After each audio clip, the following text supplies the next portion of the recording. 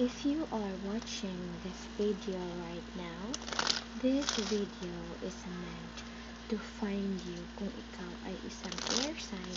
So, sino ba yung mga air sign? Sila yung mga Gemini, Libra, Aries, and Aquarius. Sila yung mga matatalinong tao. Sila yung mga highly intellectual na tao. Magaling silang makisama. Sila ay free spirited na tao. So, kung isa ka sa mga air signs, siguraduhin tapusin ang video na ito.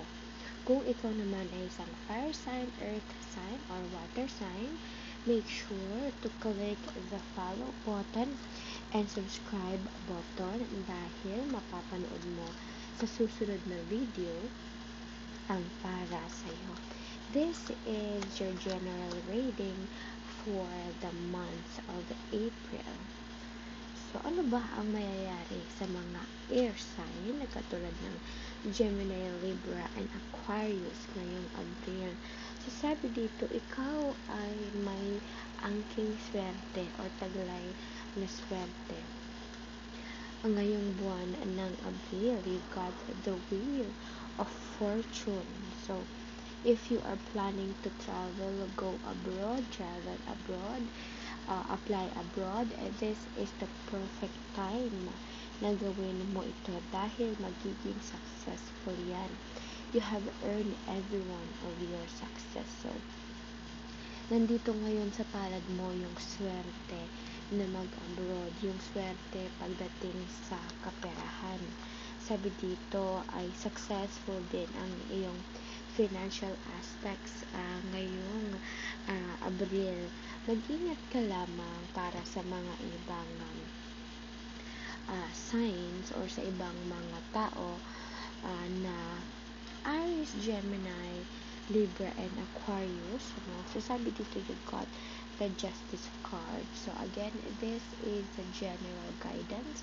So, maaaring yung iba ay mag-resonate sa'yo at maaaring yung iba ay hindi. So, since you got the Justice card, meron ka din pagbabayarang karma, no? So, kung akala mo nakaligtas ka sa mga ginawa mo kasalanan, previous days, months, even years, this is the month na maniningil ang karma sa'yo. Kaya, magkakaroon ka ng multiple hassles, multiple problem, pero sinisigurado ko sa'yo na masusolusyonan mo naman yan.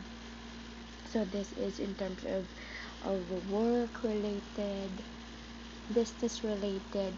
So, to make a recap, all in all, pagdating sa personal na buhay, business or work-related, talagang patong-patong ang hassle, patong-patong ang problema, ngunit masusolusyonan mo naman siya, no?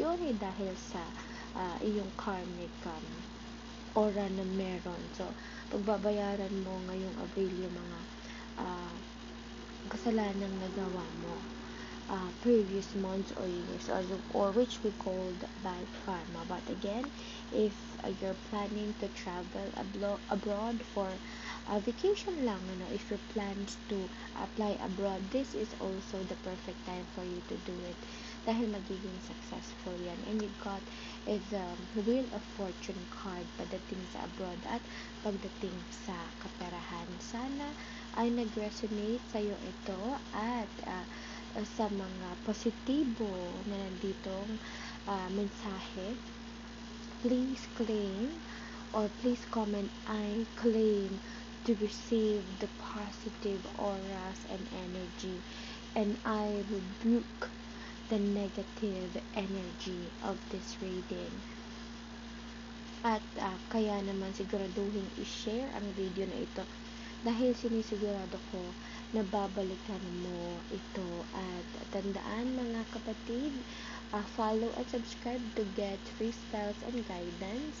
Share this video dahil babalikan mo ito, and comment I claim to affirm and manifest the good news. Huwag kakalimutan na mag-subscribe sa aking YouTube channel and IG account, Queen Empress, at sa Facebook naman po, Mini ang aking page. Tandaan, hindi nagpapabayad si Queen Empress.